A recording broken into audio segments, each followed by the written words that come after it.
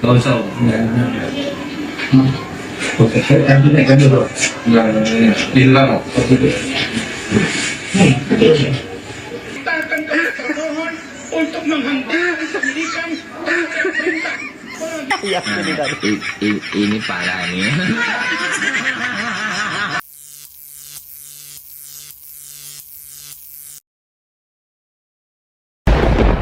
Nah, di video selanjutnya ini beredar sebuah video tentang pengacara Rasman yang lagi berobat alternatif tuh. Entah penyakit apa yang dideritanya. Tanpa banyak bacot lagi, nih dia videonya. Buka celana aja. Nggak usah. Oke, saya naikkan dulu. Enggak, hilang kok.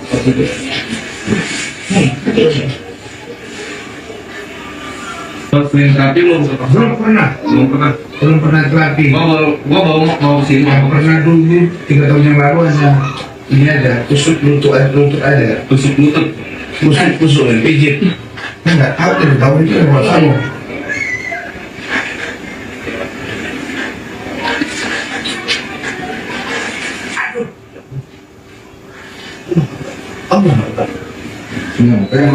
Pegang.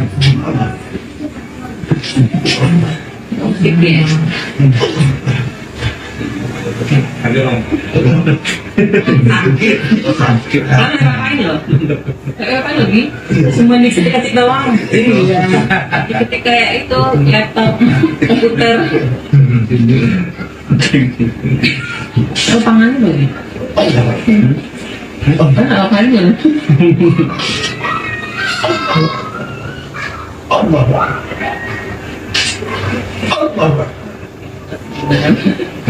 Hebat. Kita isi.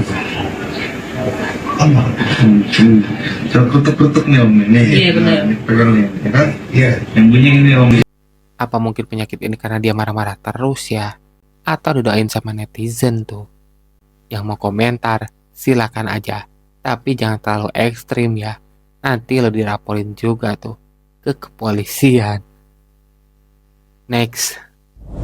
Nah ini nih, yang lagi viral banget tuh di TikTok. Ya masih sama, tentang pengacara Rasman. Yang belum tahu, nih dia videonya. Ya, ini tadi. Izin bang. Saya diancam bang. Saya diancam. Saya diteror oleh netizen. Saya dimaki-maki oleh netizen. Sekarang saya tunjukkan ke abang. Saya pikir oleh siapa, Sebentar. Pak? Ada Masa lewat iya, SMS, Bang? apa lewat WhatsApp? Masa iya netizen yang katanya harus kita dengar, kata Pak Susno Duhaji abang saya bang, netizen ribut. Masa Rasman dibilang meninggal dunia bang? Ini netizen yang harus kita dengar. Apakah kita kalah dengan orang yang banyak, sementara kita orang intelek? Oke. Terus saya tunjukkan. Apakah ini yang harus kita dengar? Muka saya diganti dengan muka kodok.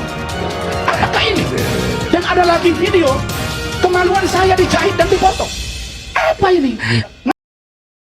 Kita akan termohon untuk menghentikan penyidikan perintah.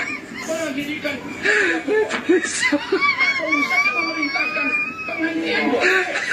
Tapi untuk SPI dan itu harus ada penetapan dari untuk menyatakan bahwa Ini parah nih. Ada aja nih Pak Botak. Gimana menurut kalian gengs? Yang mau komentar silakan aja.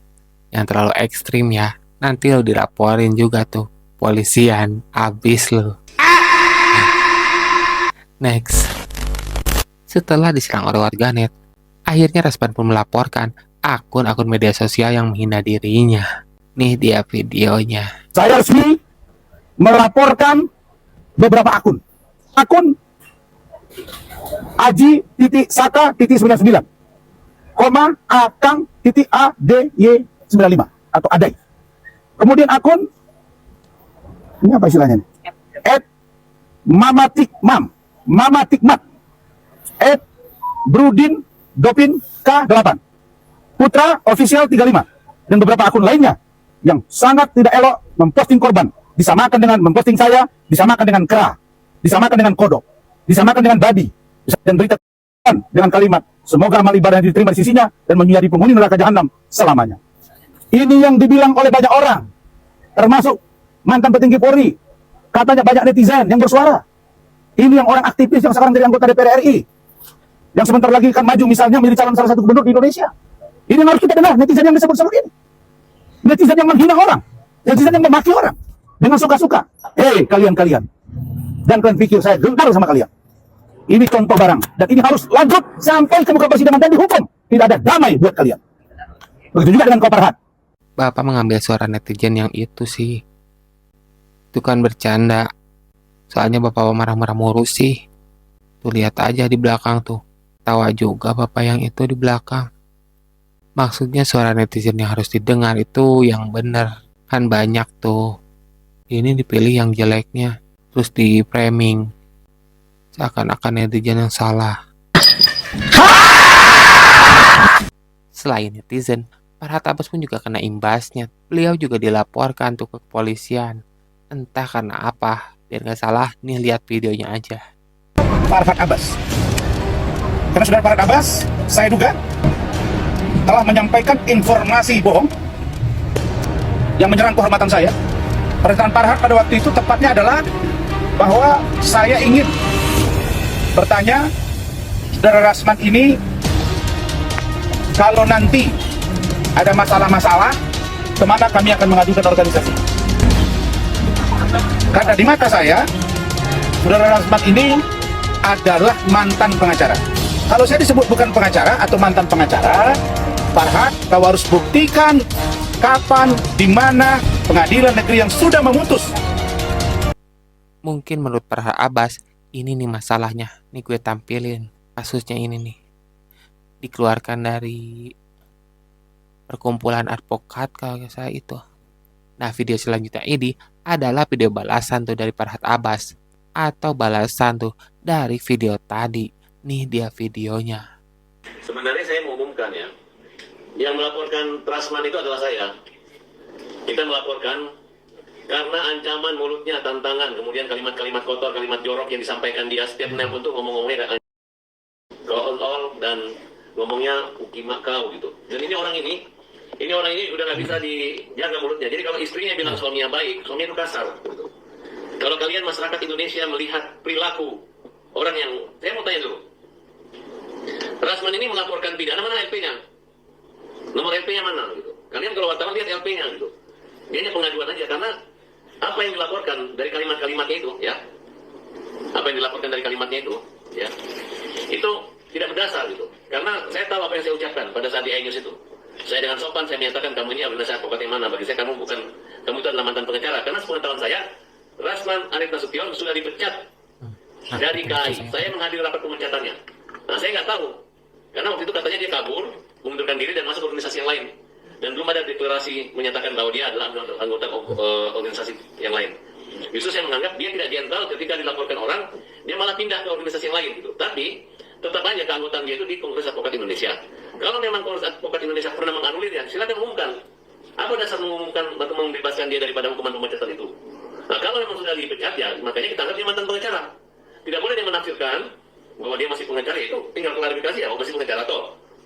Ya, kalau masih pengacara organisasi advokat mana? Entar kalau lu sana gue laporin lu kabur lagi, dipecat lagi, kabur lagi, kan kira-kira seperti itu. Nah, tapi setelah dia mengatakan dia masih, saya nggak mempersoalkan.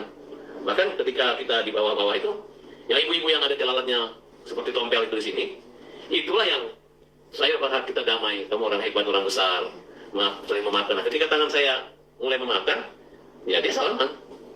Hanya beberapa kalimat, tiba-tiba ya saya dia memang menolak lagi gitu. Tapi ketika besok tampil di televisi lagi, dia undang lagi, Farhad telah meminta maaf kepada saya. Gitu. Jadi bangga banget dia kalau dia mengatakan, Farhad duluan minta maaf. Justru saya bangga mengulurkan tangan ke orang. Gitu. Jadi dia pikir itu mengecilkan saya. Justru saya anggap dia membesarkan saya, menyatakan tangan saya ringan untuk menyampaikan maaf dan hormat kepada orang. Nah jadi, perlu masyarakat ketahui, ya, saya lah orang yang melaporkan Rasman. Ini laporannya. Per tanggal berapa nih Bang? Per tanggal 14 Juni jam berapa nih ya? Jam berapa? Jam 1:15. Jam 1:15 menit. Nah kalau itu abang atas. Saya melaporkan Rasman karena, dan ingat ya, nggak boleh lagi mengatakan saya menyebarkan percakapan. Itu bukan percakapan. Itu ada nomor telepon pribadi saya yang mana Rasman menelpon. Kemudian dengan teriakan-teriakan tidak senonoh, kalimat-kalimat kasar yang saya anggap ini orang harus masuk penjara. Ya, gara-gara laporan saya ini digerah, dia mencari-cari kesalahan saya. Katanya saya bilang dia bukan mantan pengacara. Ya memang kamu diumumkan pernah berhenti dan dipecat menjadi pengacara dari Kongres Advokat Indonesia. Se-Indonesia tahu. Nah itu maksud gue tuh. KAI, Komunitas Advokat Indonesia, lebih masuk akal Farhad Abbas sih menurut gue. Nah gimana menurut kalian gengs? Nah di video selanjutnya ini adalah reaksi Bu Widya tuh mendengar hasil tes DNA Peggy Cianjur yang dilakukan oleh Pak Deddy Mulyadi. Jangan mentang-mentang mau jadi calon gubernur, woi. Melindungi orang-orang yang dicurigai. Ya. Walaupun dia mirip, bisa aja ditulis di situ. Emang dia tahu kalau ada orang dia itu udah dikenal lebih dulu di rumah sakit dari penyidikan. Kalau Anda punya data, punya bukti, punya kemampuan untuk mengungkap kasus ini, tahu segala hal, ingat, ngomongnya jangan di media sosial. Mari bergabung bersama-sama dengan tim saya, tim Pradi, untuk saling melengkapi data. Karena tidak mungkin kita menjerat seseorang dengan sebuah tuduhan kalau tanpa fakta. Dan faktanya itu harus kita sampaikan ke penyidik. Ya, kita sampaikan ke penyidik, saya nunggu nih. Nah kemudian kalau Anda berempati juga ingin membebaskan 7 terpidana ini, mohon maaf ya, kalau saya tidak memulai menggandeng Peradi dan Pak Oto Hasibuan, kemudian saya tidak mengumpulkan data, tidak mungkin PK. Termasuk PK buat Cakatata, tidak mungkin ada datanya kalau tidak ada yang turun mengumpulkan data. Nah gimana menurut kalian gengs? Yang mau komentar seperti biasa di kolom komentar ya. Terima kasih buat kalian yang udah klik video ini dan nonton sampai selesai. Semoga kalian sehat selalu dan dalam lindungannya. Amin. Bantu dukung channel kami dengan cara like, comment, and subscribe ya. Dan jangan lupa nyalakan lonceng ikonnya ya, agar kalian mengetahui konten-konten terbaru yang kami update tuh. Dan buat kalian yang ingin pembahasan lain di channel ini, silakan aja. Tulis aja di kolom komentar ya. Nanti kalau gue mampu, gue bahas pembahasan tersebut di channel ini. Terima kasih. Sekian horornya kali ini. Semoga Anda terhibur. Gue Randy di sini pamit undur diri. Bye.